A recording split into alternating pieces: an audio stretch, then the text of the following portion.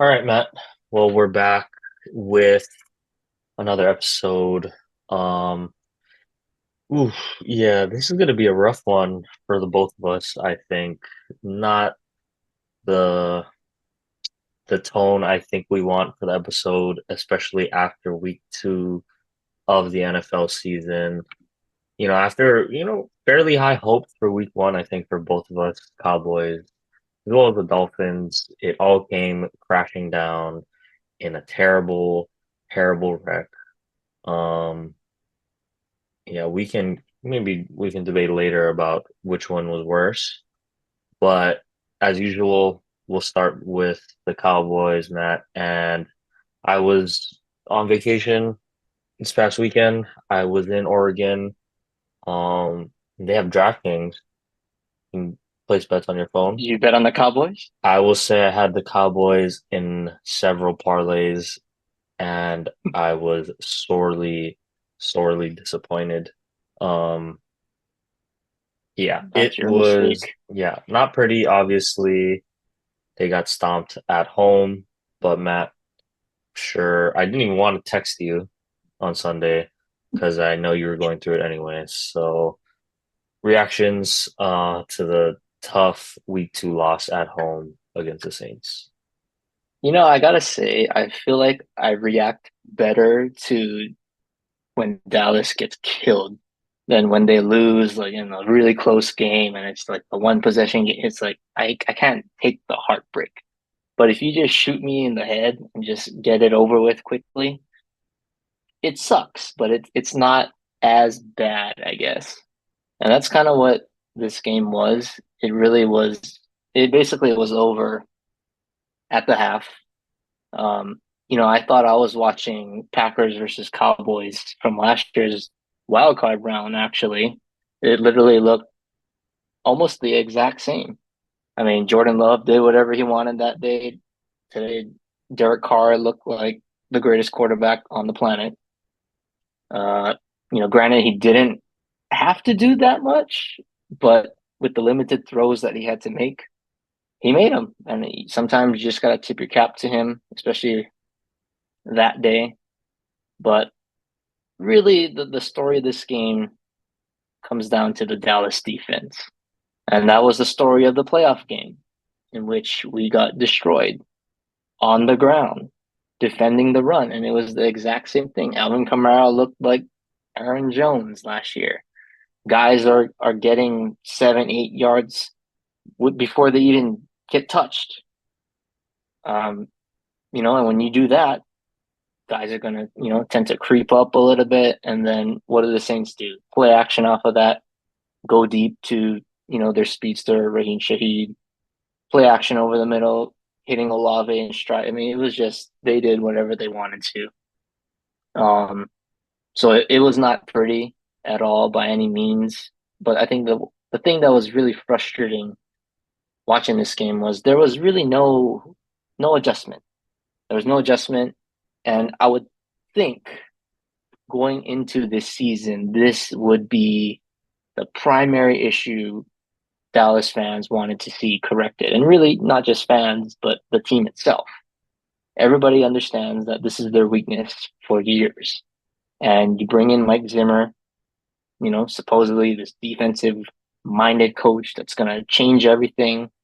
And, in week one, it looked great.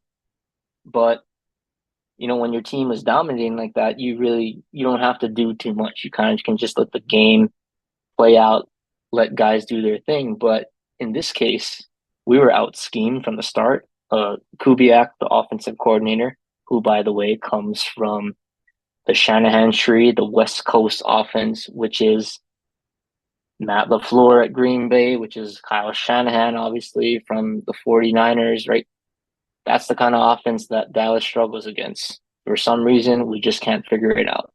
And it always involves motion, counters, scheming open runs, blocking. I mean, it's just a power running scheme. And then you play off a play action after the defense crashes. And there was no adjustment, nothing. It looked deflating for everybody that was on the field.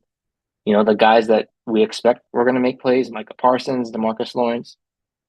None of that really. I mean, our corners look terrible, getting burnt toast. Um, but what I don't understand from Zimmer's standpoint, and really for any coach, it's like even in the Monday night game today, I was watching. I don't know how much you watched that game, but it just drives me insane when teams just run the ball willingly and they don't stack the box. Like you have to stop the run. If you don't stop the run from point one, like that's your primary focus. You got to stop the run. Unless you're playing maybe a Patrick Mahomes, that's really your only exception. But any other team, you almost got to make your quarterback beat you. That's how they're going to win. You can't let a guy run 8, 9 yards a pop. And that's what Kamara was doing. He could do whatever he wanted, but Mike Zimmer, what he's keeping his guys back. You know, the box is empty. Guys are taking bad angles. But that was for 4 quarters. I would think after at least the first quarter, you would think, okay, they're just killing us. Let's do something different. We got none of that. None of that. So I want to see now going forward, how are you going to respond? How are you going to respond to when a team gashes you? Because it's going to happen again. I mean, you play the 49ers, you play the Lions going forward, the Texans, right? You got some tough teams. And next week is probably one of the best running teams in the NFL over the past few years, ever since a guy named Lamar Jackson took over at quarterback, right? So it's going to happen. It's going to happen again. How are you going to adjust?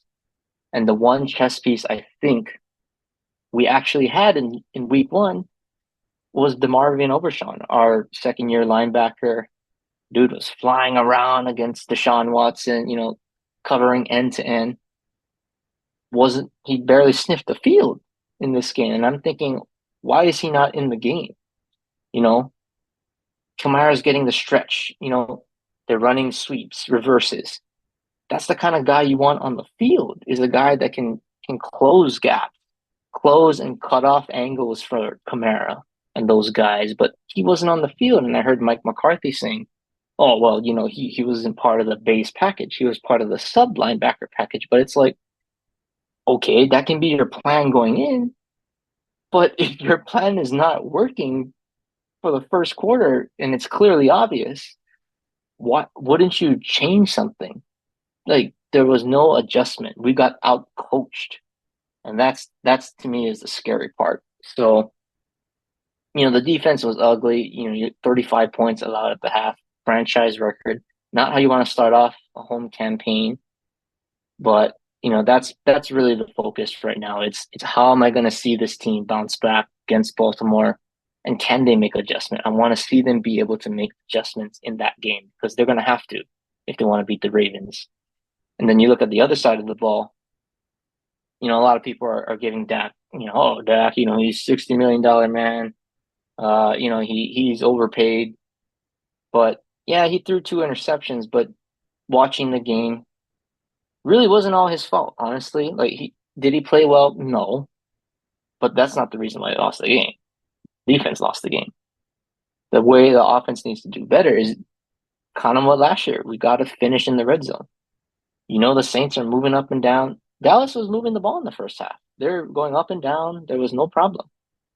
But the problem is when you kick field goals instead of the other team, they're scoring touchdowns, you're going to be behind, regardless of whether you're having a good offensive game. So you just have to be better in the red zone. And I think that starts with the running game. We've had like 56 yards rushing, not very impressive. And even on that side of the ball, I thought the game plan wasn't that good. Um, Ezekiel Elliott, I was thinking, okay, home opener, his first game back in his second stint. I would think he would get a little bit to start the game. The dude didn't even see the field until the end of the first quarter. Because why? Okay, maybe Rico Dowdle gets a start, but you're giving Deuce Vaughn touches and carries. Like, okay, maybe you can, but why is he running dives up the middle continuously? Like, that's not his game. If you're going to put Deuce Vaughn in, it's got to be get him to the outside, involved as a third down back, as a pass catcher, right? That's the kind of thing. Play to their strengths. You're not gonna plow a 5-5 deuce one up the middle with all the big boys in the front. That makes no sense. So you're putting yourself in a hole, having second and third and long, and then obviously the Saints, right? They were having their way up front. So you're just setting yourself up for failure by not establishing that run game, getting Dak comfortable. And when you have Dak just throwing every single time, teams are just going to tee off on him. And really, any team's going to do that. So I just think we just got outcoached. Um, we just need to bounce back. And luckily, the Washington's 1-1. The Eagles lost tonight. We're recording Monday night. They lost, thankfully, to Kirk Cousins and the boys. So everybody's still up and up. We didn't really lose any ground. So if we come back against Baltimore, we get on top, we fix this, you know, we can move on. But we need to play better. I really just need to see this team defend the run, play better, and be able to make adjustments because that was embarrassing. It was really just the Green Bay game all over again, but instead we got another 15 games left in the season versus the season ending. So I said I was trying not to be emotional. I was trying to be very neutral in wins and losses. So how am I doing? How am I doing right now? Yeah, but that's boring. You should just be emotional. Be emotional.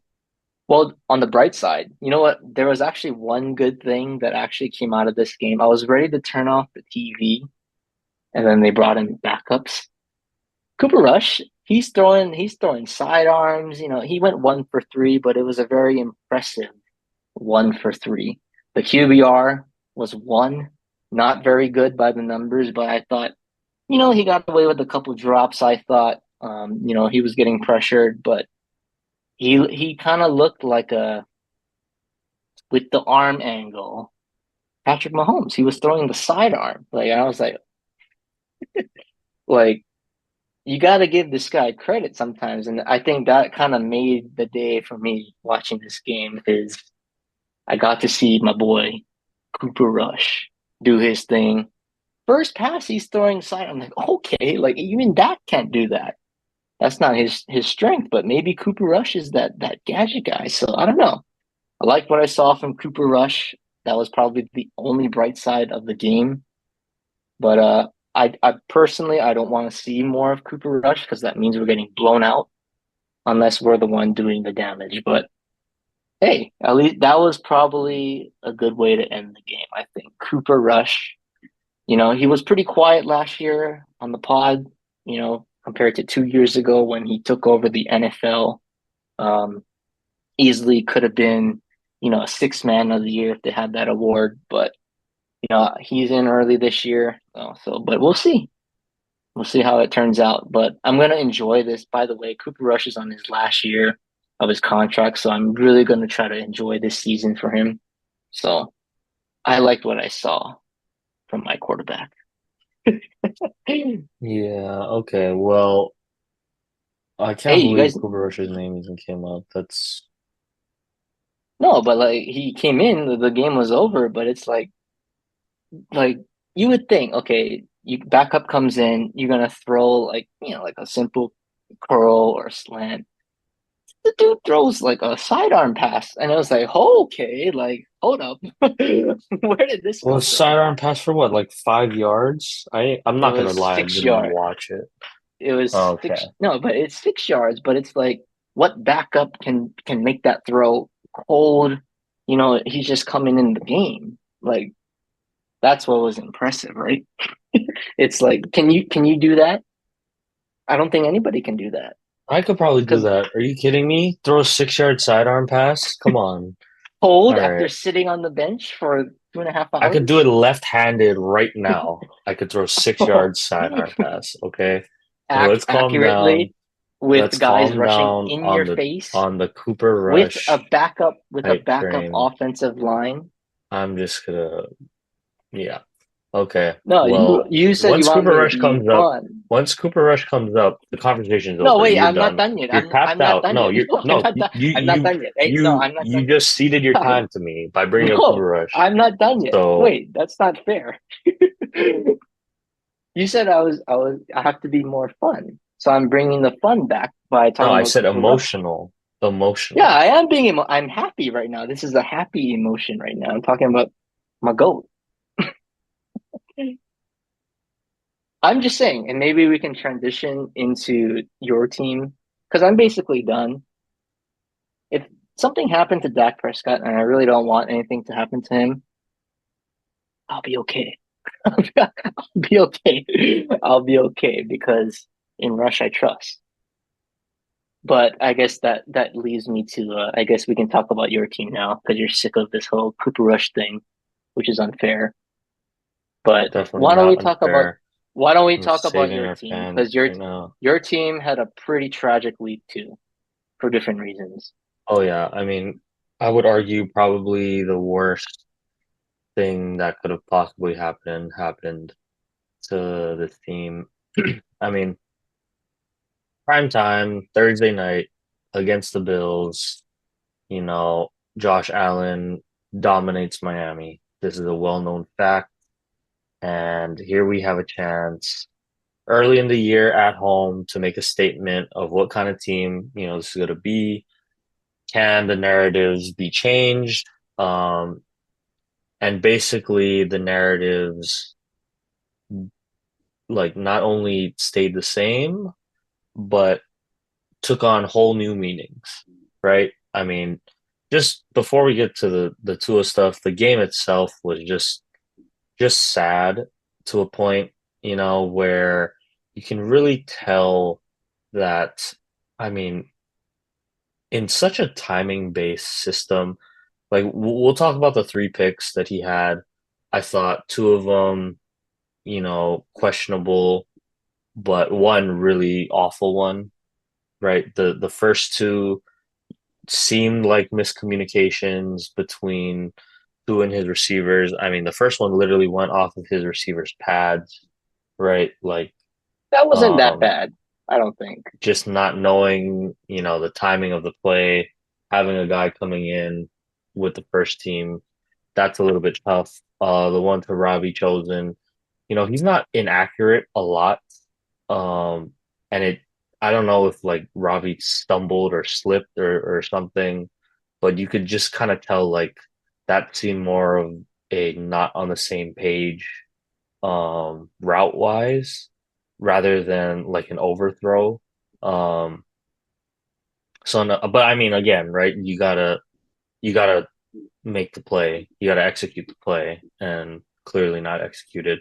And then the third one, obviously, just not trying to I mean pressure in your face, you're just trying to throw the ball away in that situation. And that's one where just unfortunate he's throwing it off of his back foot because he has pressure in the face. Like not a bad decision, I think, like trying to throw the ball away, but just unfortunate that you can't get enough on it. I guess you can say you got to know your own arm strength at that point, right? If you can get it out or just eat it and take the sack. Because that last one really, in my opinion, probably put the game out of reach even at that point with how, Buffalo's offense was rolling on the ground.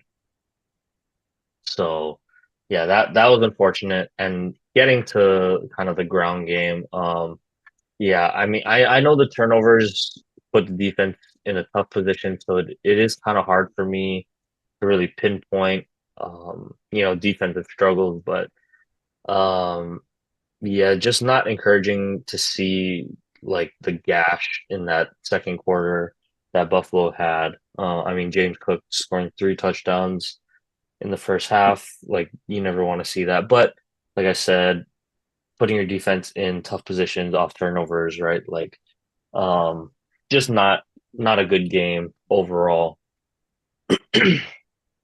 But getting to the biggest issue at hand being Tua. I mean, honestly, Matt, just the play itself is just so frustrating. As a fan of his and a fan of the Dolphins, like I just felt so much in a single play, right? Like already at that point, they did need to go and score touchdowns. So it is good. We saw at least for the first, game and a half there that he looks more mobile. He looked more mobile, right? We talked about him slimming down during the offseason. He's moving better, picking up first downs with his legs. He did it earlier already in the game, and there was another chance, for him to do that. And like just not sliding thing, it baffles me. I mean, he's proven, I guess he's shown at a certain point that when he gets into this mode where he feels like he just needs to be Superman, then he just has no disregard for his body, his safety, his own health with, a concussion history, which is just disappointing to see. He goes right into Damar Hamlin. Like, yeah, I've rewatched the play so many times at this point, and like, I get if you're not going to slide. Like, honestly, I get it. In that situation, but do you really have to go initiate contact, right? Like, so many, so many times, right? Like, you want to avoid contact, I would think, as a quarterback, right? Like, it wasn't like a complete head-on, one-on-one thing. DeMar's coming in at an angle from his right. Like, just take a step to the left, like dive to the left or something, right? Let him hit your body. Don't go initiating contact and leading with your head of all things, right? Like, I just don't get it, and you're not like he it him and like Baker almost run similarly, but for whatever reason, Baker just doesn't take the big nasty hit. Like, he knows how to position his body. Because like Baker is not a runner, but he runs, you know? Like He can scramble enough to extend the play. like he can scramble, and I would say Tua is just as mobile as Baker, honestly, but he's not like I don't know if they're just like know how to Baker just knows how to position his body to take the hits or whatnot. But after, like the Lions game, for example, Baker's, running around avoiding contact. He's not like, or if he is initiating, it's like with a shoulder, it's not lowering the head. So yeah, in that moment, obviously, first concern is, oh no, here we go again, right? Of all people on national television to see that. He's slow to get up. They show the replay, his hands in a fist again, and it's just okay. Now what? And instantly, my mind is going to the future scenarios. You know, is that it for his career? Is he ever going to play again? Is Then you start thinking about the season, like, well, if he doesn't come back, is the season just washed? Or, can they find someone that's competent? Is it going to be Skylar Thompson? Is it going to be a free agent that they sign? Um, all these things start going through your head, obviously, and not fun, right? But now that I've had a few days to kind of digest it, um, first I'll speak on Tua, and I've listened to a bunch of the analysts, and I hear fans a lot. He should retire. He should quit. He should do this and that, and I I think where I'm at now is that my opinion onto it, I think that it should 100% be a decision for his health and his long-term well-being as a person, as a father, as a member of, a large family that, he needs to prioritize that. And so that's what I'm gonna say. That being said, I just don't like a lot of these people, even analysts, right? Um, People on TV. I think he should retire. I think he should retire. I think he should retire. Okay, that's valid, given the situation, but what are the doctors going to say? Because when we did this 2 years ago, Matt, I don't know if you remember, but when we talked about this whole thing 2 years ago, the reason he felt comfortable coming back to play again was that, yeah, the concussions, obviously having three or four in one season, terrible, right? We don't want that happening, first of all. But what he said, and I remember at the time that the neurosurgeons that he was talking to and the history that we have with brain trauma and injuries is that CTE, for example, is more likely to occur in these, positions where there's a constant, hitting or clashing of your head against something. So the linemen, running backs, right? Tight ends that are going head to head on literally every single play, right? It seems like that, prolonged impact or exposure to trauma is what causes CTE, not so much these one-off, albeit still not good concussions, right? Or, traumatic brain injuries, still not good, but with the when it's a little bit more spread out, I guess you could say, right? Like it's not as harmful for your long-term well-being. At least that's what was previously stated when he talked about it before. So I'm not going to claim to be a doctor or know anything about brain trauma or injuries. But if I'm going off of what was said previously, then I don't see why he should retire personally, right? Unless something has developed that's, we don't know this time around. But going off of that, I think he probably will play or try to play again this season. And I mean, I try to think if I was in that situation, what would I do? Personally, I would seek out the advice of as many, independent neurosurgeons, all different opinions across the country. You could even say across the world. You know, you have the money to do it. You have the resources to get access to these doctors even if you don't come back next week or you don't come back the following week, right? Like take 2 full weeks of doing extensive research, have your agents do it, your family, whoever it is, right? Like get as much information, as many opinions as you can on the situation and make an informed decision from there, right? Like I just don't like all these analysts and even guys that played football, oh, he needs to think about his future. He needs to think about his career as doing this and that, doing. But it's kind of like what I think it was Ryan Clark that was talking about it, right? Like he's put so much into football his whole life, and it's hard to walk away from that. Like, doesn't matter what you do, if you put your all into something and that's all you've ever done, that's all you've ever known, it's hard to walk away. And so I just think, yeah, like listen to the doctors, listen to all the professional opinions on the matter and make an informed decision with your loved ones from there. Because at the end of the day, that's all that it's really going to come down to, right? These fans, like people saying all these other things, doesn't matter, because they're not doctors. They don't know what what is going on. They're just giving their own opinion. So that's all I'll say on that. With that being said, I do think he's going to try to play again this year. But I think he also kind of needs to do it because people are talking about his future and doing all this and that, right? Like, yeah, he's got some money from his rookie contract, but if he, chooses to retire, I think he's going to avoid a lot of that money. So it's going to have to then come from Miami telling him, no, you need to retire. Then he gets his guaranteed money as well. So there's that financial aspect to it.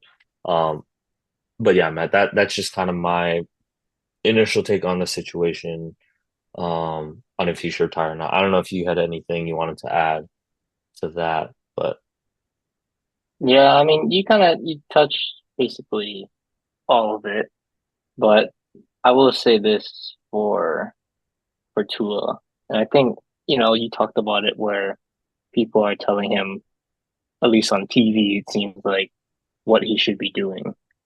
But what I think he should be doing is whatever the doctors, whatever they say, that's ultimately the decision. If they do their research, they look at him, they evaluate him thoroughly, and they say he can come back, then okay, I think he can come back.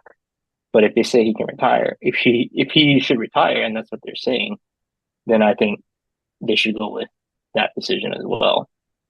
But what I think the Dolphins should do, at least, put him on IR.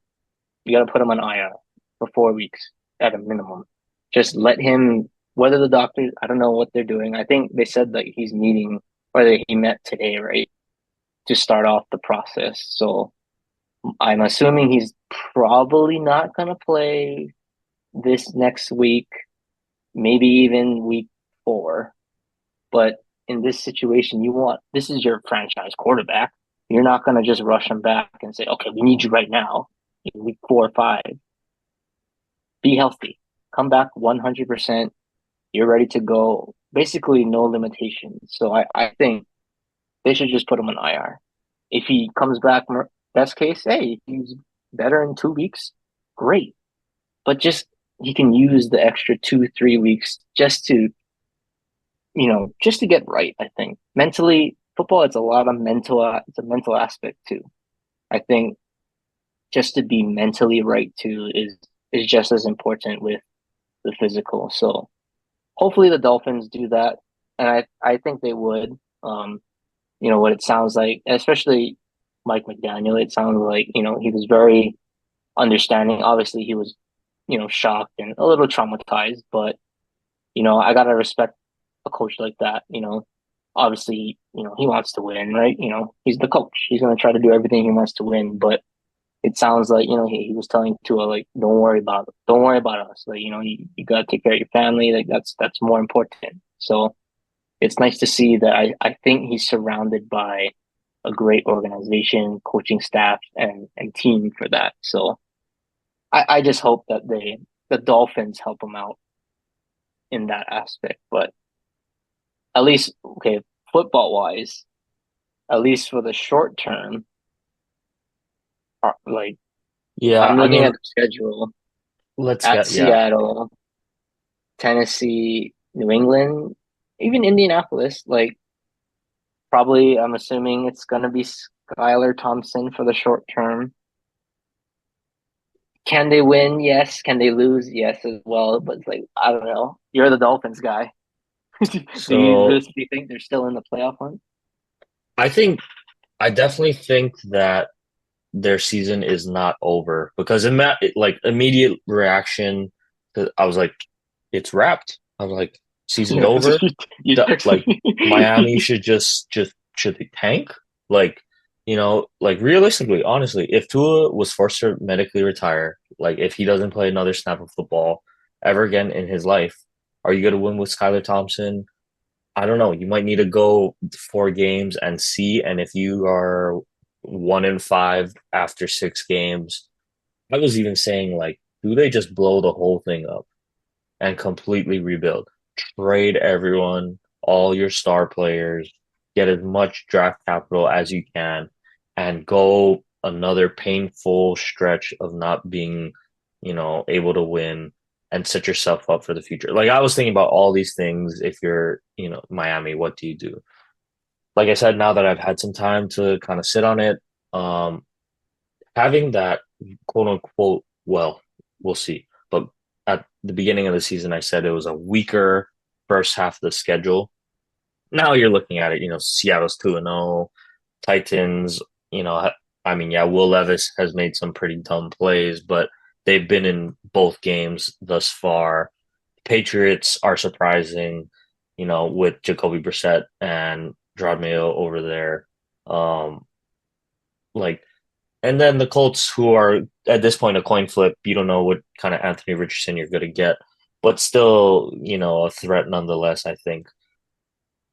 And then, yeah, it just gets all tough from there. So I think you got to gauge it. You got to see how you're looking after 4 weeks.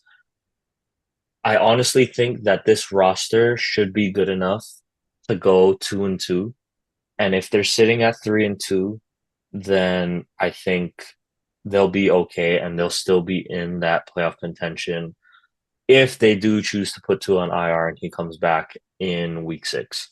So I think that it will definitely help. a lot because well, they also are going to have a bye, right? Between what was that week? Four, five and Week six? 5. Week 5 and 6. So yeah, oh sorry, they're 1-1 at this point, right? So if they go uh, yeah, I'll say 2-2 over the next four, and they're sitting at what is that, 3-3, then they probably still have a chance to make a run at it. It's gonna be tough, but I still think that they can do it. Um, but to me, Matt, this is gonna come down to, honestly, Mike McDaniel. Like this The is scheme going to be like, how do you adjust the scheme to fit Skylar Thompson's strengths? And I'll be honest, he's not getting the ball out as fast as Tua. He's not going to process things as fast. He's not going to be as accurate. But what can he do? He's a little bit more mobile. Snoop Huntley, who they just signed, also a little bit more mobile. Like maybe we got to shift to focus on the run game a little bit better. Maybe it's play action, maybe whatever it is, right? That's what great coaches do at this point. And we've seen, the likes of Matt LaFleur, for example, with Malik Willis, who looked terrible in a Titans uniform, somehow be able to pull out a win against a quality team like Indianapolis at home on short notice, right? So the good thing and bad thing about football is that one guy, yes, even if it is a quarterback, cannot make or break a team. Like you could be Tom Brady, but if your scheme sucks, you're clashing with your head coach, you're clashing with your OC, your line's not giving you any time, your receivers can't catch or can't get open, your running backs are, not the best. Like there's even so much Tom Brady can do in that situation. So I think it is going to come down to how can Mike McDaniel get his playmakers the ball in space because Devon Achane looks great. I think he's looked better through 2 games thus far than he has last year. They're involving him way more in the passing game. Tyreek is still there. He still got it. We saw the week one, play where he outruns everyone. Jalen Waddle, like I said, I think is going to have a bigger impact. Almost had a touchdown. Probably should have had a touchdown in week two. So like they still have guys. The defense still has guys. I think they just try to limit the turnovers, play good defense, and win ugly over the next 4 weeks, maybe. But yeah, Mike just got paid. Now it's time to show, that you deserve that money and you are in that upper echelon of head coaches who can pivot because injuries happen to everyone every week, right? These star players, especially this season, it seems more for frequent this through week, two it's just like, games. what is going on? Yeah, so right through two weeks, just a ton of the star players in the league going down, catching, injuries. So we'll see. We'll see what Miami is able to do. I do believe in Mike. I do think he can get the best out of guys. And so maybe this first one, short notice. I mean, it's going to be a little rough, I think, in Seattle, and I'm going to be at that game. So Oh, I don't it's know. confirmed. Yeah, so I will be there. I'll be supporting Okay. the Dolphins, whoever it is. I was debating if I even wanted to go because, Tua's not going to play, but I mean, I'm not gonna probably go to a Dolphins game in a while after this. So I'm just gonna, yeah, I'm full sending it. I'll be there in person, still cheering on the Dolphins, whether Tua's there or not. Um, I think now the line has shifted. I would imagine the Seahawks are favored. I think it's like 5.5. Yeah, the Seahawks are giving 5.5. Honestly, I think that's a little much with how Seattle's looked. I get that they're 2-0, but I think there might be a little bit of a false advertising line there from Seattle. So maybe when I'm in Washington, I'll go place a bet on Dolphins anyway to cover. But no, that being said, yeah, we'll be there and we'll see. We just really have to see. We don't know. There's all these overreactions. to the injury itself, to the Dolphins season. The morale seems okay, and I think that's always a good sign, right? When your head coach doesn't lose the locker room, guys are still going to be competing, still going to play hard, and you can tell they really care about Tua, um, and they're going to want to go out there and win for him, right? So we'll see. But I will say before we transition off this topic, Matt, if Tua does ever come back, he better be wearing those freaking guardian caps on top. Like I don't care whatever he has to do. Like wear the neck thing, right? The neck brace, the Leighton The Vander neck Esch. brace. Like wear that, wear the guardian cap, stuff, like stuff things in your helmet. I don't even care. Get a bigger helmet. I don't know. I don't know, but at this point, if he's gonna play again, he needs to do everything he can. And please, no more leading with your head. You know, like just have a sense of the situation. I get it.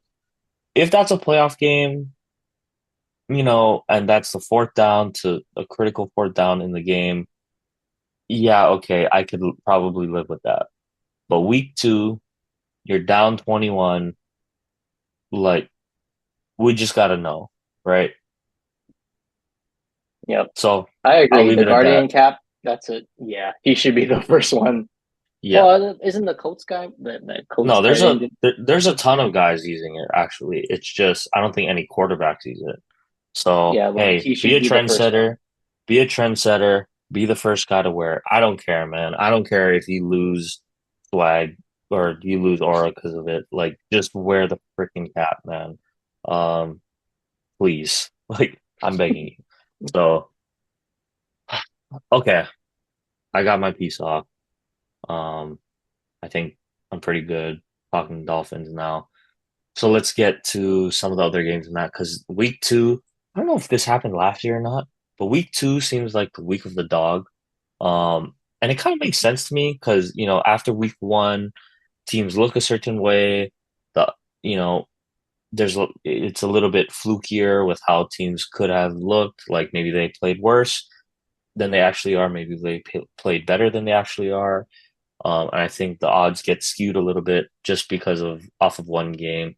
So week two being, I mean, ton of upsets across the league, Matt. Um, we will get to some of them, but we'll start with I want to call these five teams, right? Last week we did kind of a worry meter, but this week we'll talk about the individual game itself. So, as far as losses go, right? I'll say the Cowboys, the Rams, the Ravens, the Colts, and after tonight's game, the Eagles. So we're at a point now where still early in the season, no time to necessarily panic, even if you are 0-2, right? But yeah, man, I don't know. I don't know if you want to rank them or do whatever, but let's just say out of, those teams, which is the worst loss you can say long term for the season or just like looked bad or whatever case you want to make for it. I'm gonna throw the 49ers in there as well. I Oh forgot yeah, to not I forgot to forgot the write them Niners. down. I'm gonna Yeah. throw the 49ers in that conversation because I don't think anybody, any betters, any fans of the football world would have thought that the 49ers would lose to Sam Darnold. And we were the ones that were talking, oh, well, the Giants, how can you lose to Sam Darnold, right? Like, you're so bad. Maybe he's not that bad.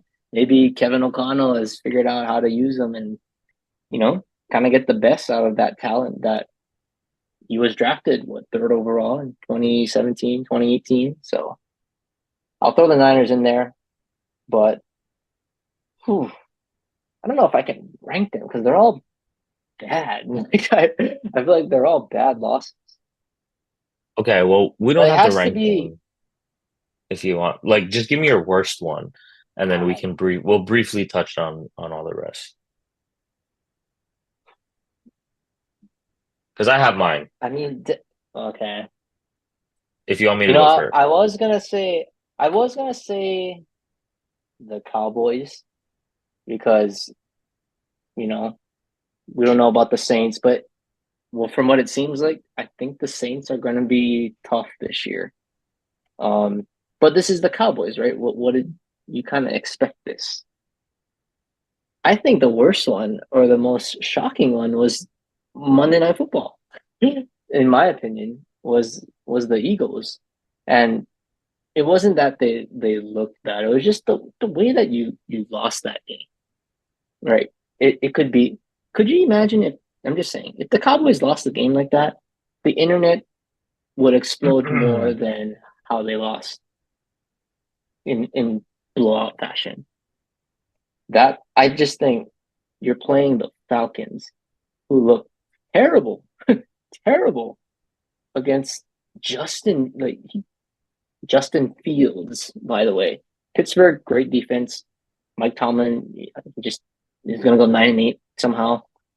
They're 2-0, but it's not their offense. They're defensive first team. They'll play ugly, win ugly. But Atlanta looked awful. They look awful.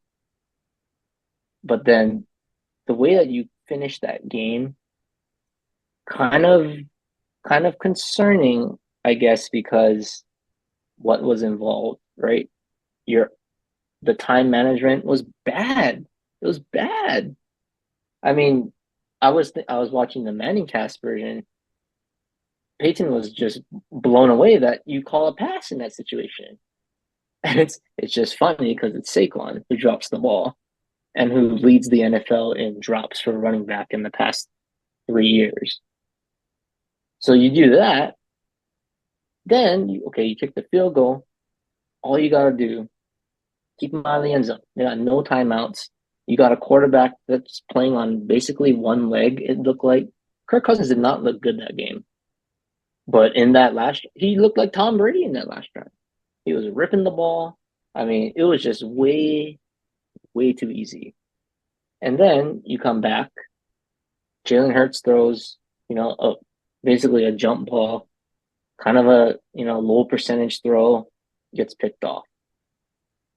I just think the way that you lose is kind of it stings. I think that's going to sting a little bit for the Eagles. But yeah, I just think you could easily say Dallas. I don't know what your answer is going to be.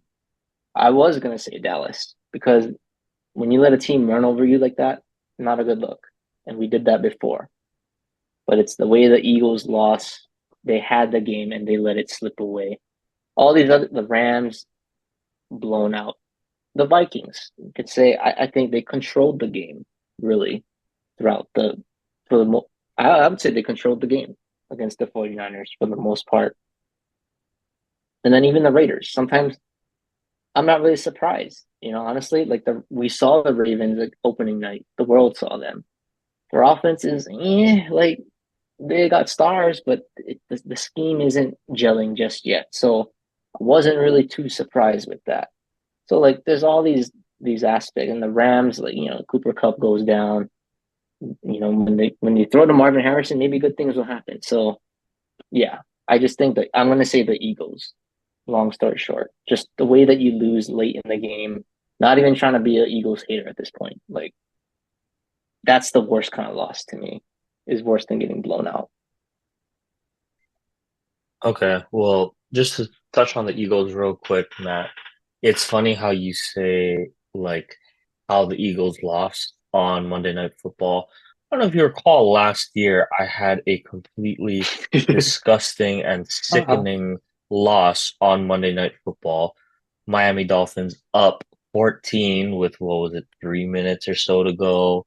The Tennessee game. Somehow completely blow the game to Tennessee that should have cemented them as first place in the AFC East. From there, we know what happens. I will forever remember that game. And I don't know if you know, Matt, but do you know who the defensive coordinator for the Miami Dolphin was last year? Vic Oh, Fangio. Vic Fangio. And oh, Monday Night Football again this year. All we need to do is keep the team out of the end zone with a minute and some change to go. Who's defensive coordinator for the Philadelphia Eagles? Vic Vic Fangio. Fangio. Oh, is that a trend that I'm starting to sense? I'm just saying, I don't know. Miami caught a lot of flack last season for that loss, as they should have. And I was just, pulling my hair out on that last drive, seeing Will Levis sit back, no pressure in this prevent defense, completely shred the Miami secondary. And I was like, man, this looks so familiar. And then I see Vic Fangio flash on the TV. Oh, yeah, Vic Fangio's in DC again, doing the same thing, allowing the exact same result to happen. So I don't know why he goes to this prevent, give the quarterback time, especially Kirk, who, like you said, Can't is even. immobile. He is literally a throwing statue at this point. So the fact that you're not going to send guys at him to heat him up and give him time and give his receivers time to get downfield and get open, I don't get it. So, but hey, not on my team anymore. I'm not going to Hey, speak on that's a good point. I'm going to throw this nugget out that you brought it up. Who's the offensive coordinator for the Eagles? it. Right, Calling a crazy. pass play. It's Hmm. yeah. Why are you calling a pass play? It's like, where have I seen that before? It's like you got you got Jalen Hurts, you got Saquon Barkley, you got a dominant offensive line that was controlling the ground game. You don't think it was like 3rd and 3, just run the ball? You're probably gonna at least get what, 1 to 2 yards.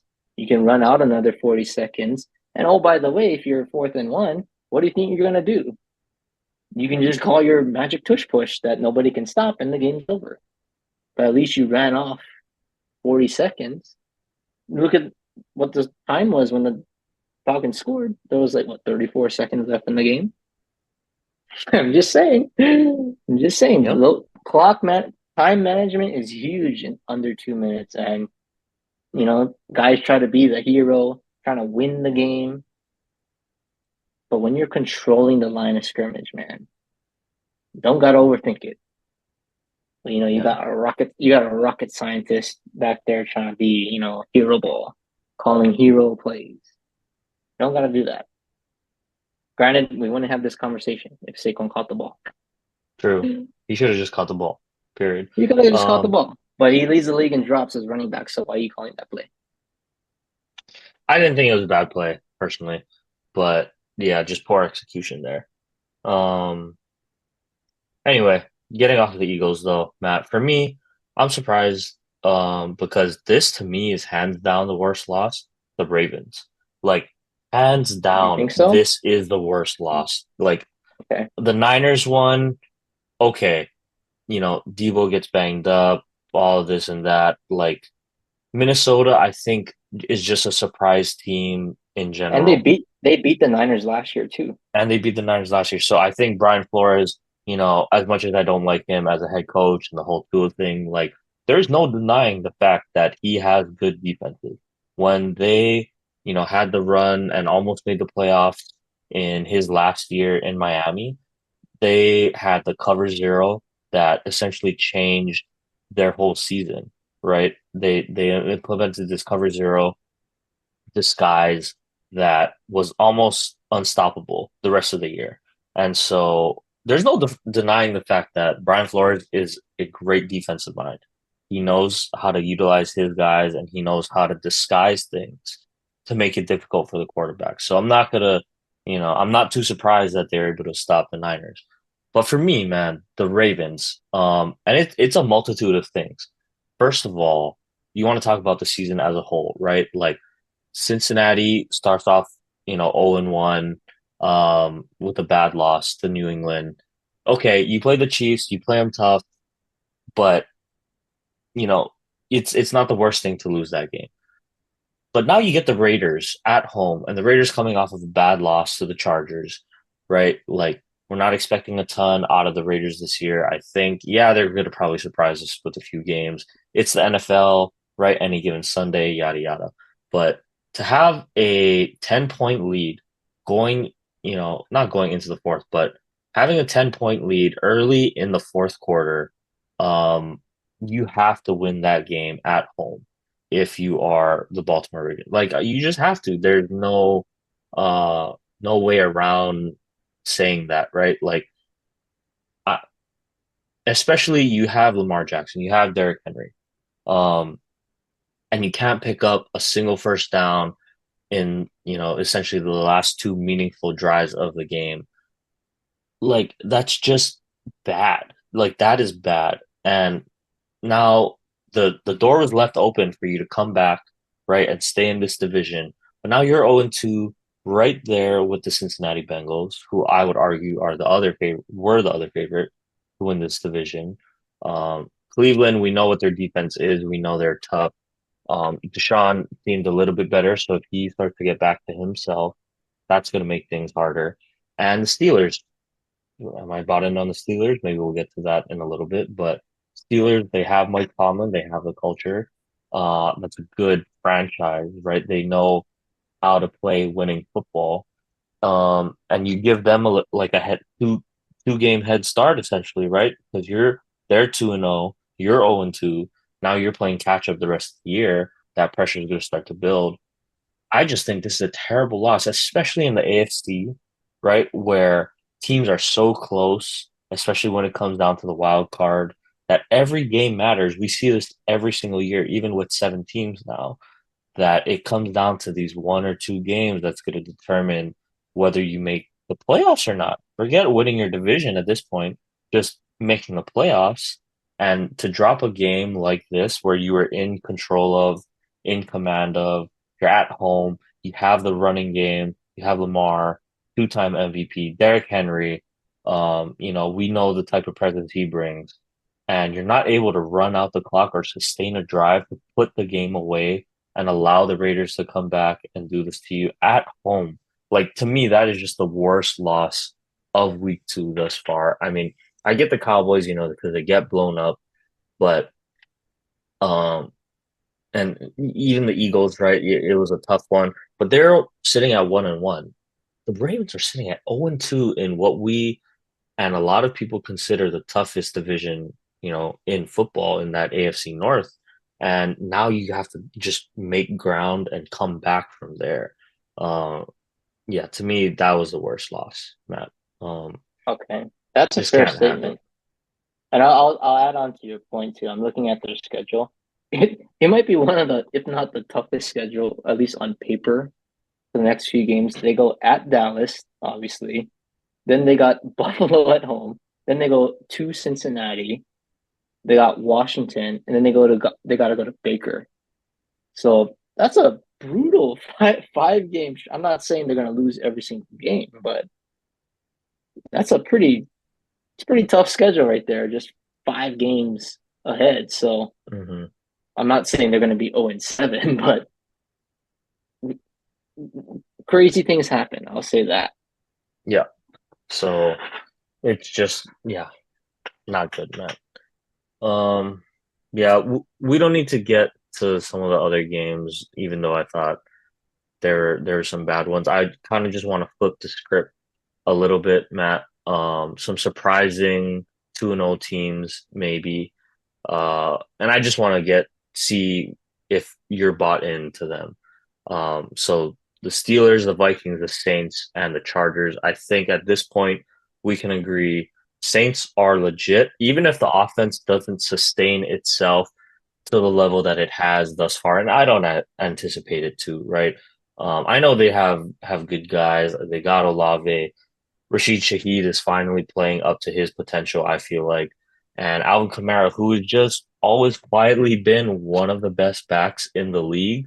He has just the best balance I've seen out of a back in maybe ever. Like it's just how he can just absorb a hit. Like he just understands energy transfer so well.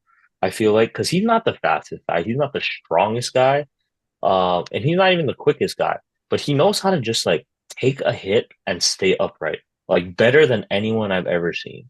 Because a lot of guys, right, like when they're so strong and they'll just run right through a guy, and yeah, you run him over, but then you trip and you fall down for 3 yards.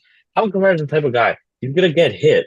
He might get knocked around, backwards for 2 yards, but he's gonna stay on his feet. Yep. And if the defender falls down, there he goes, right? Like, and it's just the most uncanny thing. Um, he's done it They his whole did that career against too. Dallas. Yeah, and he's done it his whole career. So it's not surprising to me. But yeah, I think the Saints, I like their defense.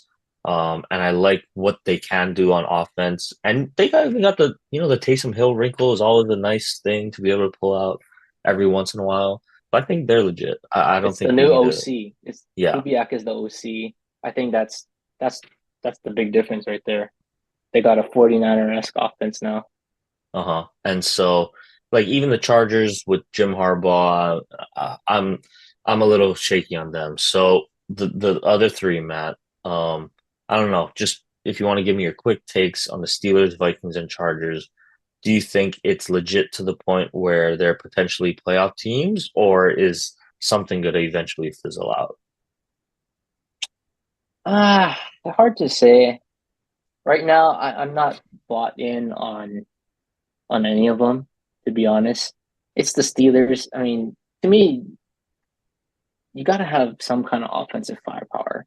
Like defense keeps you in the game, wins you championships. Don't get me wrong, but you cannot be winning 10-9, 13-10 every single game. Like that's not sustainable. Sometimes, and I say this in the playoffs, like sometimes you just need to say, "Yo, Patrick, like we can't stop a lick today. Like you need to put on that cape and go get us one today." You're gonna have to have that game at least one in the playoffs. And I don't see any of those QB. Maybe Justin Herbert, but you know, I don't like his weapons. I don't like his supporting staff. The scheme, the ground game is working, but the Chargers played the Panthers and the Raiders. Like most likely, you're playing ahead. You can stick to the script, but when you play the Chiefs, when you play the Texans or the Bengals or all these high-powered, explosive offenses, Herbert's going to need to have to throw it on a little bit. And do you trust Quentin Johnston to be, go-to guy on third down and 9 when you need a big conversion at Arrowhead? I'm not buying it yet. But so I'll say I'm not sold on either team, but I am mostly impressed with the Vikings. I think they dominated the Giants. They look bad, but they dominated them. And then you come in, I should say, San Fran comes in, bad boys of the NFC. They control, and I said this before earlier in the show. They controlled the game. The score was close, but they controlled the game. Brock Purdy didn't. He was uncomfortable. Nobody looked really in rhythm. Maybe McCaffrey was out, yada yada yada. But we saw Jordan Mason. He ain't no scrub back there. Like he can do things. He's not Christian McCaffrey, but he's serviceable. They can still run the same kind of offense. But that's an impressive win. That's a very impressive win. And Sam Darnold had one of the best throws of the season so far. I mean, that bomb to Jefferson was it couldn't have been any better. And very happy for him that he's getting this chance to thrive. And I don't know, maybe this is good for him in the sense that you don't have that JJ McCarthy or that first round pick that's eventually going to take your job 4 or 5 weeks into the season. Like it's unfortunate he's hurt, but mentally, don't you think maybe Sam Darnold is just like, okay, I know I'm the guy this year. Like I don't have that cloud hanging over my head. I can just ball out this year. I can be aggressive with my throws, take my chances. I don't have to worry about, I'm going to throw 2 picks and then JJ's going to come in and then the crowd's going to get behind him and then I'm done. But I feel like that might be a mental thing that's helping Sam Darnold right now. So obviously a huge blow for the Vikings because it looked like they were going to be the hospital of the NFL. I don't know. Maybe they're not going to be the number one pick next year for the NFL draft, but very impressed, I think, with the Vikings 2 game start for sure. Yeah. And I'm impressed with the Vikings, Matt. I'm not completely bought in just yet. Quarterbacks are capable of having 2, 3 great games in a row, but can you Right. sustain that over the course of a season when teams finally start to be able to game plan around you and your strengths? Like, I'm happy for Sam Darnold. I hope he can sustain this type of success, for his sake, for the Vikings' sake. We love to see Justin Jefferson making these great plays, but he also does have the track history, the track record shows thus far that, he's not gonna be doing this for a long period of time. Maybe he proves, turns a new leaf, something has changed, but I think we need to see it for maybe 5 to 6 games. And then we can say, okay, yeah, no, this is a thing. When defenses are able to start to scheme against you and you're still able to beat that, right? I think a lot of these teams, maybe even the Niners, were looking at this game like, oh yeah, they beat the Vikings, or I mean, they beat the Giants, big whoop, right? We're still the Niners, you're still the Vikings with Sam Darnold. We're gonna come in and just do our thing. But like I said, Brian Flores had a great scheme to confuse and limit the Niners. So we'll see. I'm not completely bought in on that. The Chargers, exact same reason you said, like I can't be bought into them right now is because they're playing bad teams. They're playing from ahead, and Justin Herbert isn't throwing the ball at all. But they are able to run the ball very effectively with J.K. Dobbins thus far. So we'll see how they look when they get into one of these shootouts. I'm not sold that Justin Herbert has the guys to throw to, like you said. In the long run, I'm just not there yet with this team. I'm probably the most bought in with the Steelers just because I think that if Russ does come back and does start, I think he'll give a little bit more of a boost for the offense. But to me, Matt, like the problem is gonna be like I hate to say it, but I think it's Arthur Smith. Arthur Smith is the OC in Pittsburgh, and I remember how he was running things in Atlanta, right? Like we see now today, Drake London, Kyle Pitts, getting Bijan. Bijan the ball in space. Look how much more and like I know Atlanta didn't get in the end zone, but they were moving the ball right throughout the course of the game. Maybe they didn't weren't able to punch it in as much as they would have liked, but we saw the downhill vertical plays. He hits Darnell Mooney for a big one. Bijan is getting going. Drake London is the most involved I think we've seen since he's been around.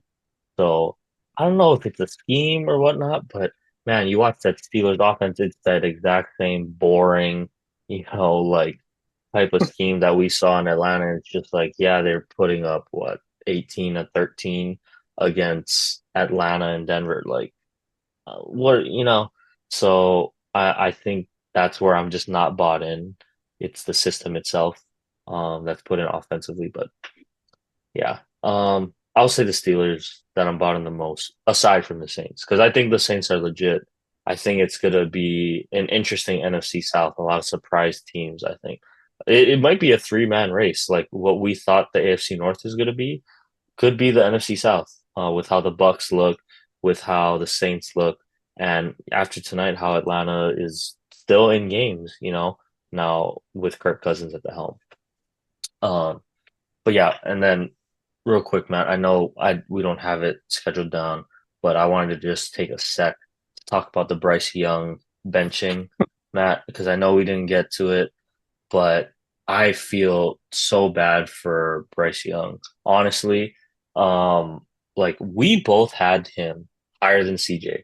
Maybe that was the wrong pick, you know, but like there was a reason that we felt, and not just us, a lot of people felt like he deserved to be the number one overall pick. Like he that prototypical quarterback build? No. But the tape spoke for itself, right? In college, he was a playmaker. He was able to make plays in Alabama, and he was able to help that team win, right? Point blank, period.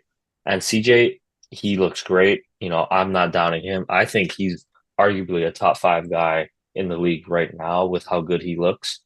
But I'm just curious, Matt, like genuinely, if you switch CJ and Bryce, you know, is CJ gonna operate that offense a ton better than Bryce Young? Because it's not just the personnel, right? Like it's also the culture. How are they at developing players? How are they at coaching players?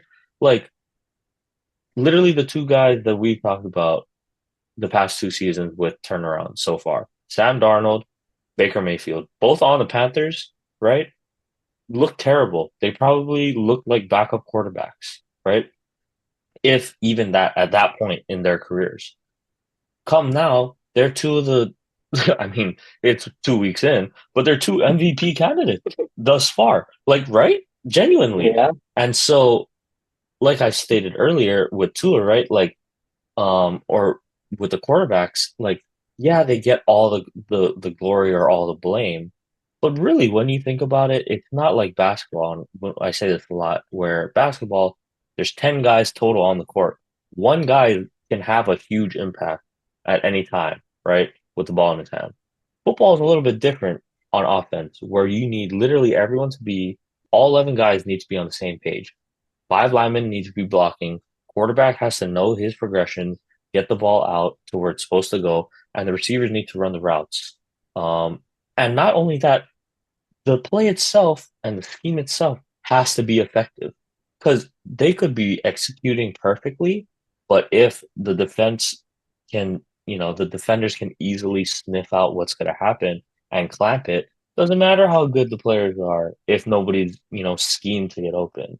So I just gotta say, I feel for Bryce Young, man. Like, yeah. um, to be forced into literally the worst situation possible, right? Have the weight of the world expectations on you. And you're gonna bench him 2 games into his second season.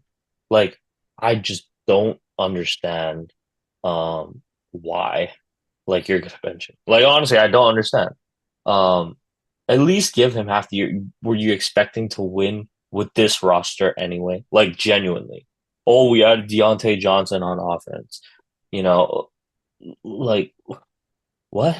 Um, yeah, Adam Thielen is still one of our best wide receivers. Is that a winning formula thus far that you put out?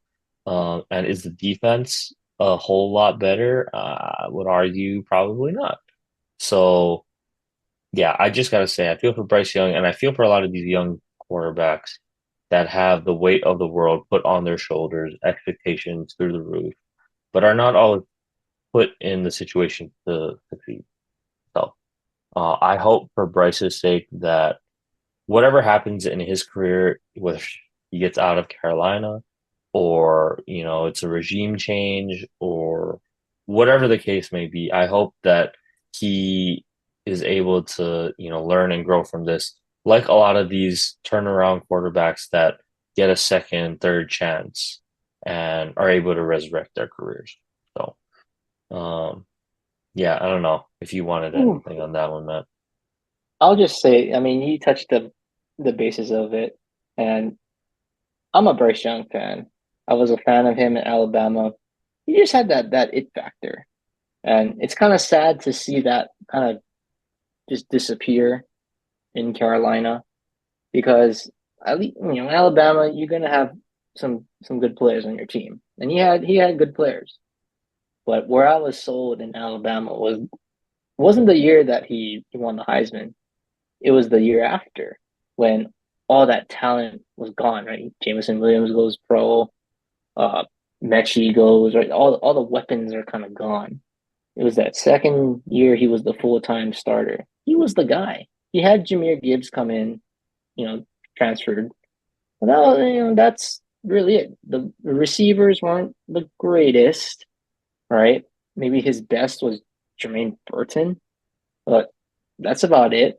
But he carried that. He literally carried that team, and I'll never forget that game. They were playing Auburn or no, LSU. I think it was like 10-3. Yeah, maybe it was Auburn too. They were down. I think it was Auburn. Sorry, got to go 95 yards to tie the game. Ties it at the 20 seconds left. I mean, it was just wow. That's why he won the Heisman Trophy, and I still think he's got that in him. You don't just lose that. I think it's all on the Panthers, and this organization is a train wreck. But I will say, if you bench Bryce Young now, if this coaching staff, this regime stays together, there's no way you can go back to him. And the way what the reports are saying is, he was kind of shocked that he was benched. Because I think yesterday the coach said, Canales, right? Oh yeah, Bryce Young's our guy. 12 hours later, Andy Dalton's now starting. Like, what is going on? Like, there's too much. It's kind of like the Jerry Jones thing. It's like, just stay out of the way. Pepper, the owner, like, stay out of the way. Let the coaches do their thing.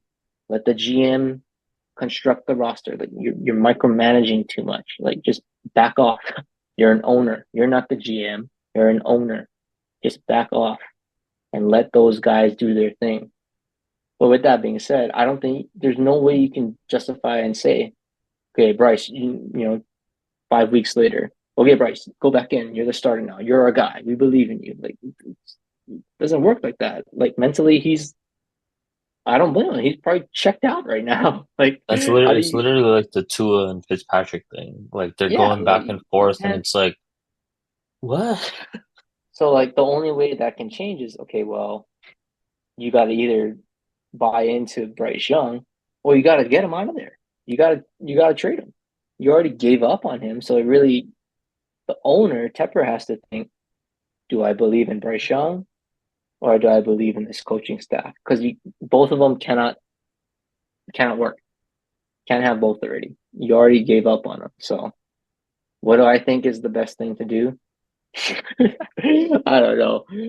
That's why I'm not a Panthers fan. Like, it just sounds awful. But it doesn't. I don't hear any firing whispers from GM or coach. So it's like, I don't hear that.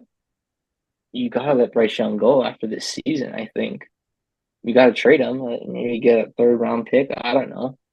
But you can't have this structure come back and run it back next year with this organization with the owner, the GM, the coach, and the QB. And what I think is worse now, say Andy Dalton, he wins a couple games. Maybe they don't. What if they had a chance to get the number one pick?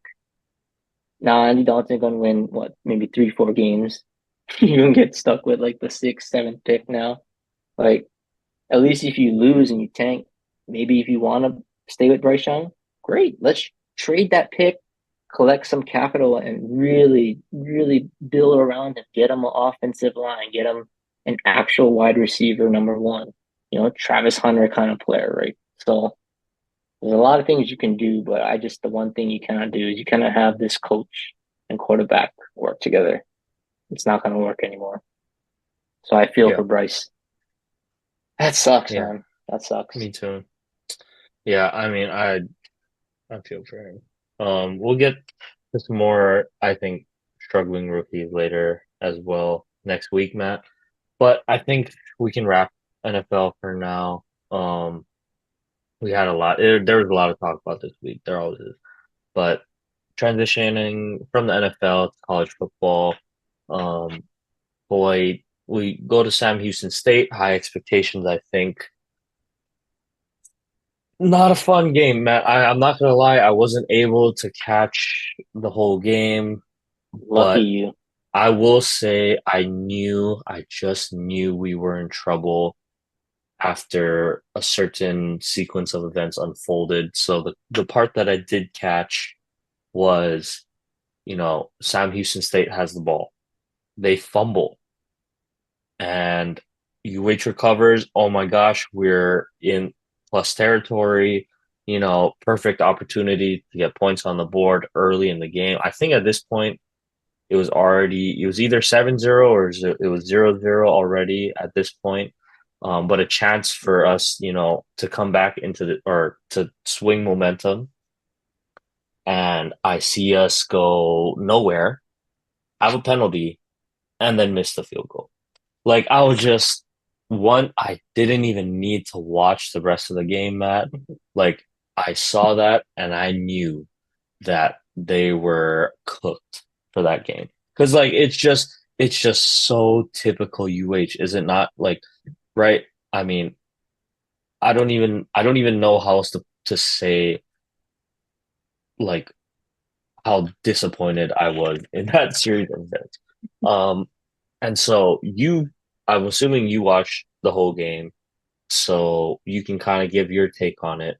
But I just, man, penalties, the performance offensively, I still feel like the defense, considering how the offense played, like not, you can't fault them a ton, I would say, you know, but that was just kind of my take on it. So you can give us the Yeah, rundown. it's basically what you said, but it lasted for about 3 hours of that. I think we had 14 penalties for 122 yards. That is that's bad. That's bad. Like that's not good. That's not good at all. But that's really the story of it. It's the penalties and kind of the story that was the last game.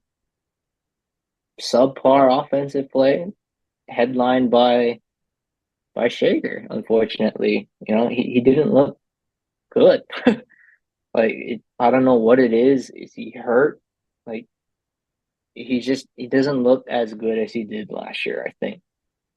And the receivers, oh my goodness, that was hard to watch. Drop after drop after drop. Like I said, Shager, he didn't play well, but easily he could have had five, six more completions. And I'm talking not even like hard catches, like they're in contested. This is like you're running a simple out, drop the ball. Ashlock, man, the numbers look good, but he's had a lot of bad drops this year, and it's kind of sad. Because he was supposed to be that dude. He still is, but too many drops. Like, you just gotta catch the ball. I'm sorry, you're a receiver, and you're not getting touched. You gotta catch the ball. You gotta catch the ball. And the run game, we have no run game at all. Um, we talk about this every week. It seems like with UH, like Landon Sims cannot be your starting running back. Cam Barfield played a little bit. He looked a little better, at least a little more explosive. So that's the kind of things UH needs right now. It's like they don't have any big play threat. They had maybe like one pass. Um, I think Dikil Crowdis caught a go route or like a deep post for like 50 yards. But really, that's it. Like I just think you just need to be able to create explosive plays when you're struggling, and the best way to do that is to get your playmakers involved. And you know, I listened to the fan phones after the game. Probably the best part about UH football is the fan phones, like with Gary. It's just like it's so funny. But someone brought it up. I was listening. Somebody brought it up and said, "Why is Tyler Hines not a running back?" Thank And I was like, God. Thank oh. you. It's like, hello. And maybe I'm not saying he has to be the starting running back and give him 20 carries. No, like he can, obviously you transition him to receiver. Just get him the damn ball. Like he can get 7, 8 carries, 3, 4 touches at receiver, right? You can use Sims, okay, change of pace. Cam Barfield showed some flashes, but get him the ball. Right? You're just using him for kickoff returns and punt returns. Like that's like only so much. And he already showed what he can do with the ball. He returned the punt already for a touchdown. So I don't understand. And a lot of things the fans were calling about kind of what we expect. They're tired of like stagnant. They want change. A lot of them are frustrated about the quarterback play. And I don't know. Like if it keeps going on like this, we're not gonna make a bowl game. At what point do we just say, Shager, I'm sorry, but like I know you're a senior, but we at least see what we have in Saga Politelli or Alejado for a game and just see what happens at a certain point because he's not playing well. He's not playing well. He's gonna be the starter, but you know, it's not pretty right now. We're not we're the run and shoot. Run and shoot. Run and shoot's supposed to be high flying, throwing the ball around. getting some nice chunk plays on the ground game because you're throwing the ball around so much. We don't have any of it. So that was basically the game. I mean, I thought, like you said, defense, I mean, it wasn't great, but were they the worst part? No. I thought at some point they were kind of keeping the offense in the game, at least for the first 2.5 quarters. It's like, guys, come on, you guys, you got to help this defense. They got an interception, they got the fumble, right? They're giving you turnovers. You guys need to capitalize with that, and they didn't. So we're not disciplined. I mean, a lot of things to worry about, and I think now looking forward, Northern Iowa at home. I'm just saying, if we don't play well against them, and I gotta say, we gotta blow them out. You gotta dominate, blow them out. If you don't do that, I'm gonna start to worry because now conference play starts, and I'm just saying it's gonna be rough. It's gonna be rough. Yeah. Not It not good right now.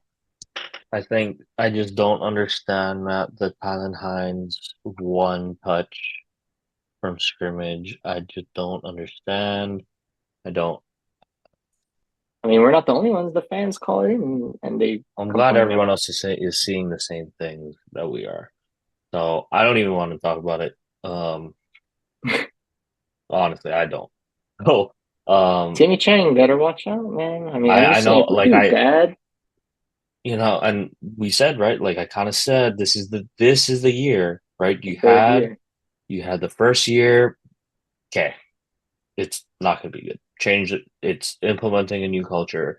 Second year, we saw that, and hey, we ended not so bad. We went on a little run, surprised a few teams. Okay, third year, this is it. Like going into this one, we should be a better program, and it's just disappointing thus far. Even in the win, we admit was disappointing, right? it So, was. I yeah, Timmy, I think the seat is starting to warm just a little bit.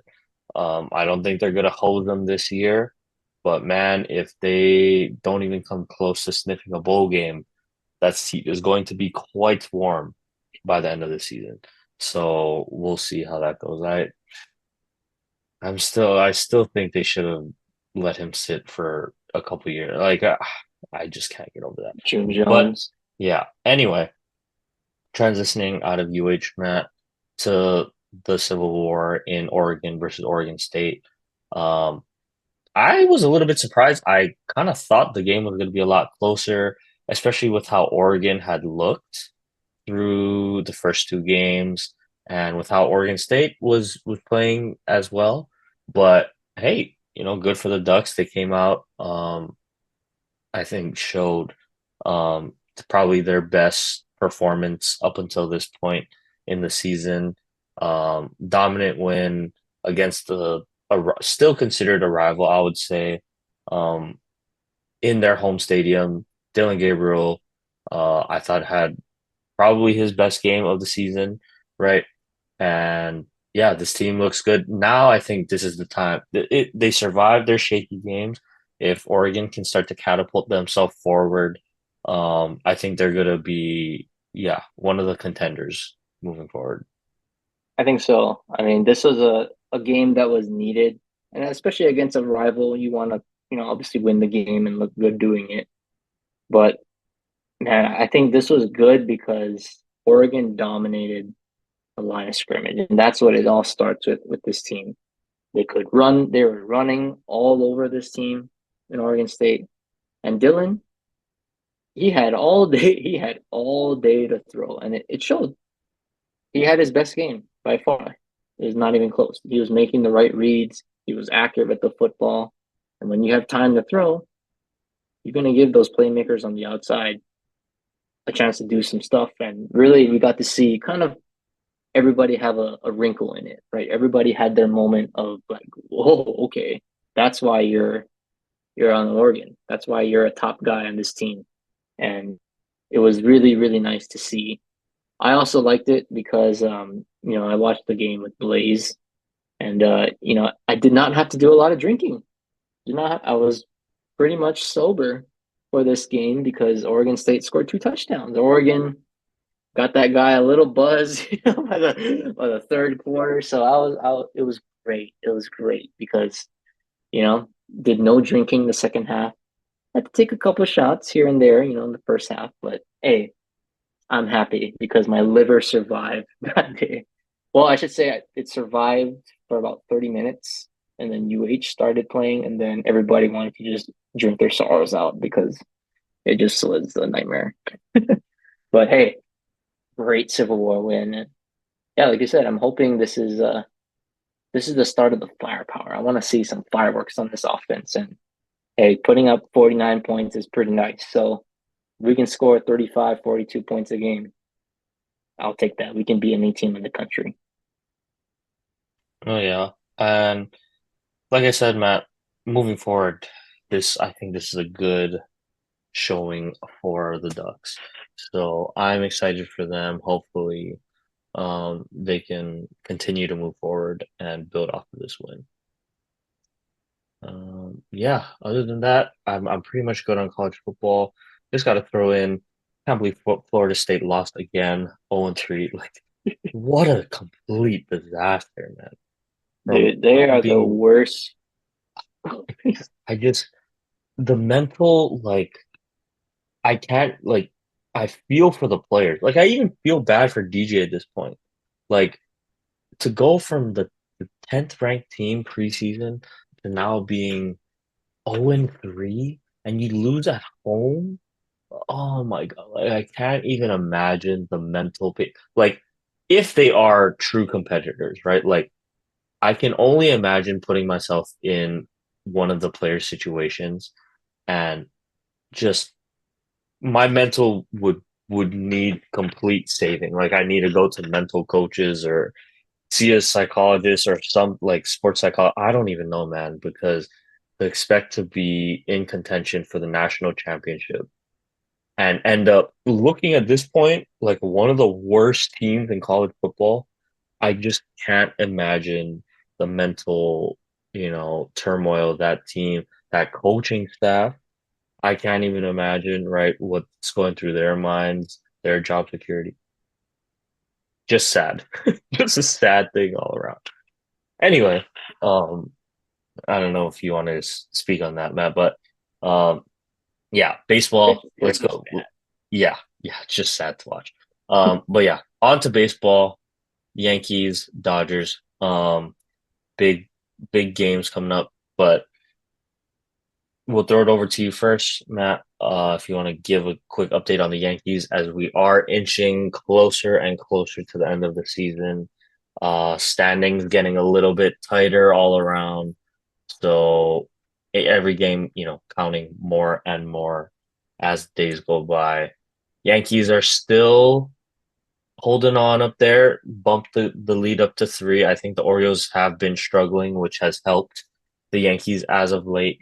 But how are we feeling going into mid late September now? We're we're better. We're close, but we're not all there yet. We're not all there yet. I think this weekend was great though. I mean, anytime you beat the Red Sox 3 out of 4, you'll take that anytime. That's a huge thing to do, honestly, with a team that's still in somewhat playoff contention, at least at the start of the series. So they're playing hard, right?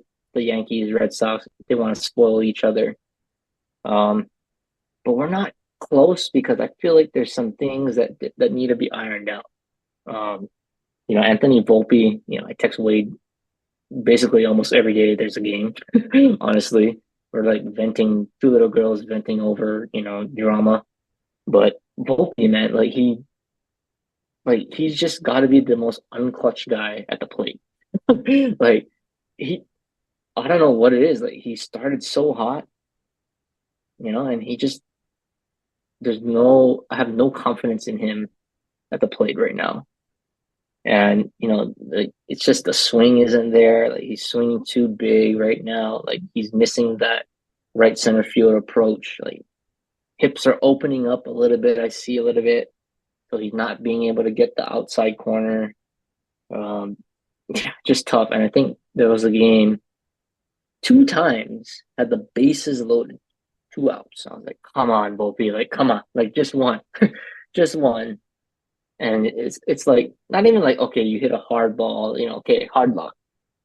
It's like weak contact, weak at bat. Like that's tough, man. That's really tough because in the playoff, you're gonna have to come through with the bases loaded, two outs, second and third, two outs. Like you got to just clutch up and get the job done. And right now, he can't do it. Can't do it. And the other thing that's a little frustrating is Jason Dominguez. Like call him up. Great. We've been waiting for this the whole time, but he's not playing every day. When our GM said, "Well, we're not going to call him up if he's not going to be an everyday player." Like, come on, guys. You can't keep platooning him with Verdugo, who's been one of the worst hitters, not just on the team, on baseball. In baseball, he's been bad for the past 3, 4 months, and we're trying to keep giving this guy chances, but now is not the time. I think Dominguez, even though he's not homered yet, but from what I've seen, brings a little more flair. I think defensively, he's playing better. I think Verdugo, it's just a mental thing right now. But Dominguez, a little more energy, a threat on the bases, which is always going to be huge for us, and just a spark. I think that's what we need right now. I mean, we saw what happened when you acquired Jazz Chisholm, right? There's a little life and the little juice coming out, right? That's what they need, and they need that in the lineup every day. And outside of that, with the bullpen, I think we've kind of figured out right now who our guy is. It's Weave Dog, Luke Weaver. Dude, just he's borderline psycho, but that's what you want. You don't want a guy. You want a guy going out there yelling and screaming his heart out. When he gets a big strikeout to end the inning, like that's fire right there. You need that closing a game, right? A guy that can strike out guys. Clay Holmes, I mean, he's gonna be in the high leverage situation. I don't have a problem with that, but it just like the mistakes. And I always look back and it's like, okay, if Clay Holmes is gonna suck, let him suck in the sixth or the seventh. At least give us a chance to come back. And I think there was a time where he did blow the game, and then we end up walking it off. So it's like you give your team at least three at bats to come back, right? If he's blowing it in the ninth, you got three outs. So I like my chances, at 9, 10 guys. Aaron Judge can come up one at least, maybe two times within that span. So chances are better are you can get a run there. But speaking of Aaron Judge, man, oh my gosh, he's back. He's back. And I can talk about him, the foolish fool. But yeah, foolish fool is definitely a part of this series this week. But Aaron Judge had a homerless streak, had one of the biggest hits, I would say, in his Yankee career. Go ahead, grand slam. I mean, stealing that game from the Red Sox, that is MVP kind of stuff, And the Yankees, they have all these gadgets now. And I think John Birdie is one of them for us. He's going to be a huge piece for this team in the playoffs. He just brings speed off the bench and versatility. But you're going to need a guy like that late in the game that you can just pinch run. And his speed, just being able to score from second is game changing. And he's won a couple games for us just doing that alone. So we're close. But I think ultimately it's going to come down to our second to the last series, which is against Baltimore at home for 3 games. That's what's going to decide this series, or I should say this division. So we just got to stay ahead of them until we play Baltimore. Give us a game or two of cushion in case we lose one or two. But other than that, that's what it's going to come down to, man. That's the big series. So we just got to get there and then peak from there, and then ride it into the postseason. I think I'm pretty confident we'll make the playoffs. I think our magic number is at like 3 or 2, so we're close to at least just getting into the dance, which is a big deal because we didn't even get in last year. So happy that at least Yankees baseball will be back in October, and that's my favorite part of the year. Yeah, definitely. I'm right there with you. It is better with the Yankees in there because win or lose, it's going to be entertaining. So I'll just say, yeah, it's glad the Yankees are holding strong. Because you definitely want to lock up that one seed. Similar kind of situation for my Dodgers. Still got the Padres right on our heels, and they're not gonna quit. They're not gonna go away anytime soon. They're on a nice little four win streak themselves. So I'm just gonna say I'm glad that we split with Atlanta. We're able to bounce back. First two games are kind of tough, but the offense really woke up in game three and game four. Michael Kopech has been huge out of the pen for us. Like, what a steal. Thank you to Andrew Friedman, Brandon Gomes, like for pulling off that trade.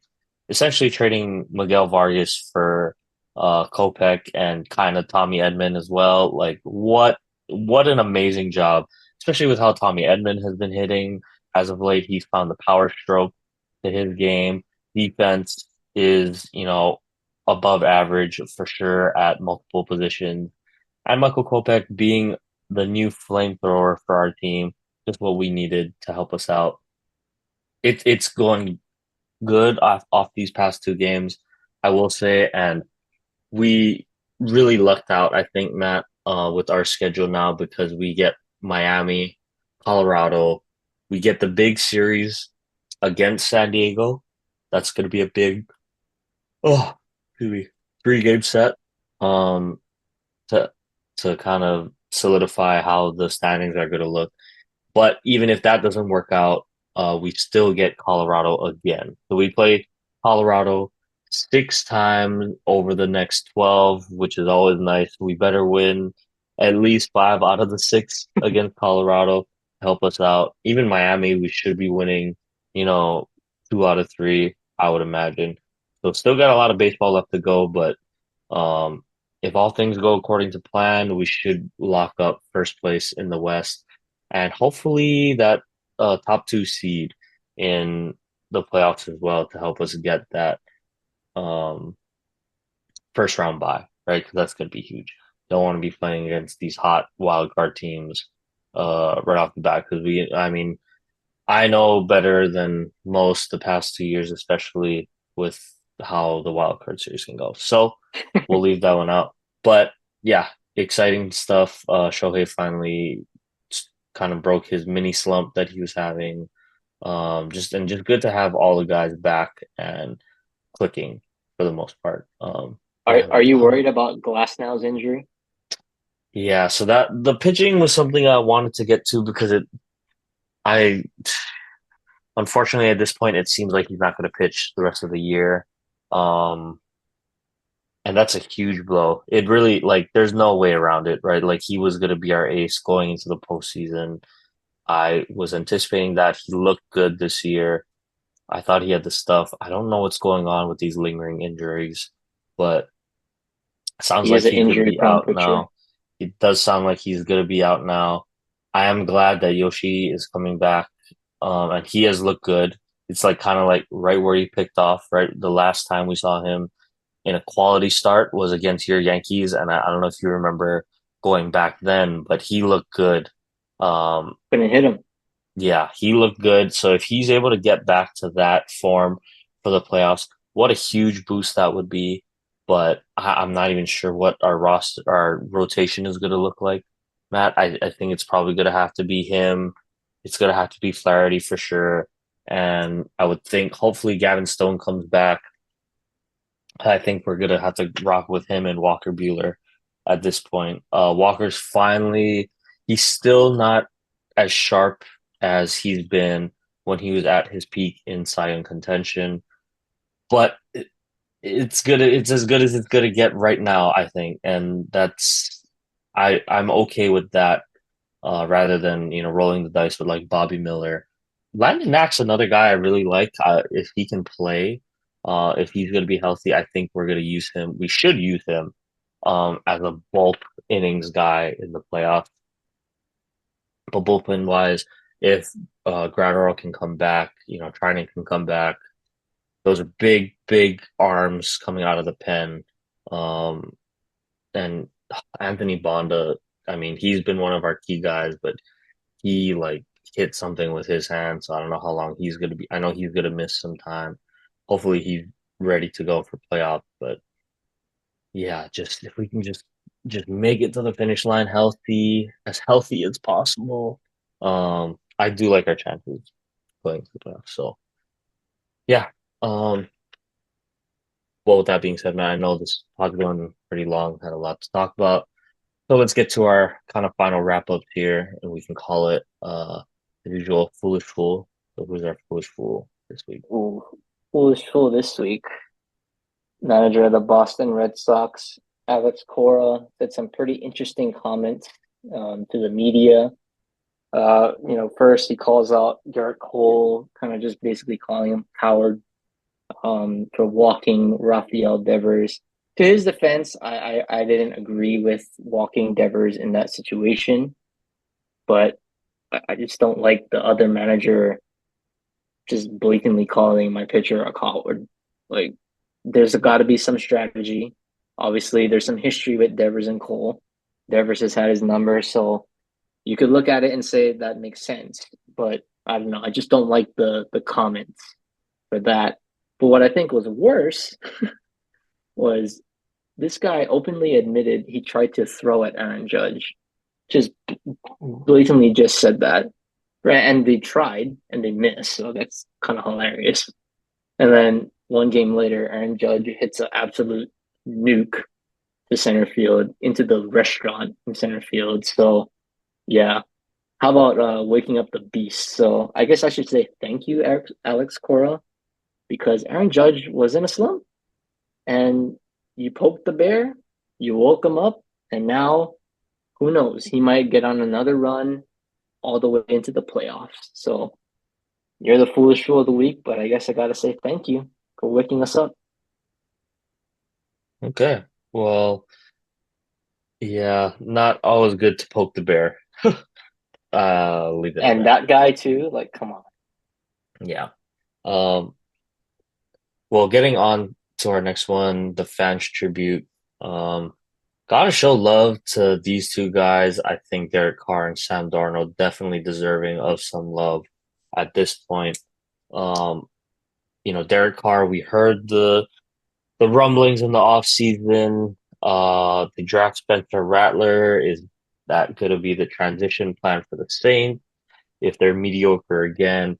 And he's done nothing but ball out over his first two games. We'll see if it's sustainable. I see no reason as to why the success is not going to be sustainable. Maybe not to the same level, but I'd imagine he has the good pieces around him. The offense seems like it's humming. And Derek Carr is a quality quarterback. Like, I think he's a solid guy. I don't think he's bad by any means necessary. People forget he was an MVP, like, front runner for a lot of, I don't, trying to think if that was the 2016-ish season, something like that, when he was back in still Oakland at the time. Um, like he was had that team rolling, and ready to go. So he's been able to play this game for a long time. I think yeah, he deserves some love for all the hate he was getting throughout this offseason. And Sam Darnold, man, like, just gotta, tip my cap to him thus far. Like I said, is it sustainable? We'll see, but definitely want to acknowledge at least his success over the first 2 weeks. I kind of wish like this same arc happened for Marcus. It would have been great to see him kind of have that opportunity in the third team, because this is Sam's fourth team, if I'm not mistaken, because he started in New York, he went over to Carolina, went over to the Niners, and now he's with the Vikings, getting another opportunity. But hey, at least he's able to make an advantage or take advantage of it thus far.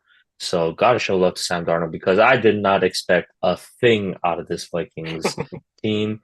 I'm sure a lot of people are in the same boat as well. But for them to be sitting at 2-0, I believe first place in the division, in a really tough division with Green Bay and Detroit.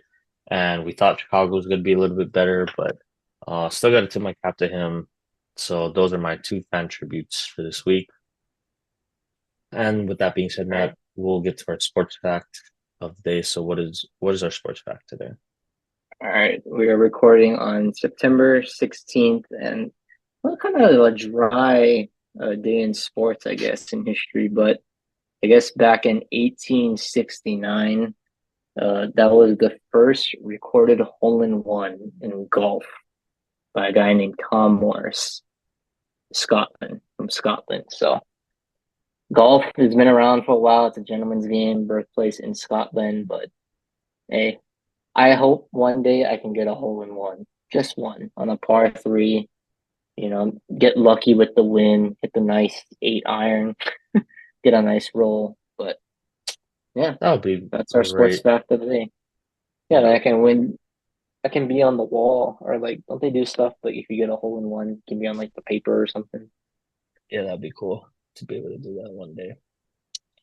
Okay, well, sounds good, Matt. Yeah, thanks. It was a long one. We had a lot to talk about, but we'll have even more next week, I'm sure. Hopefully, I have some good news to report Yeah, from we got to Seattle. hear back from Lumen. Yeah, so we'll see how that goes. But as usual, guys, thank you again for listening. We appreciate it a lot. Hopefully, you guys are still enjoying it, still hanging around with us for our dumb podcast that we like to do every week for some reason. But yeah, thanks as usual for listening. Stay safe, have a good week, and we will catch you guys.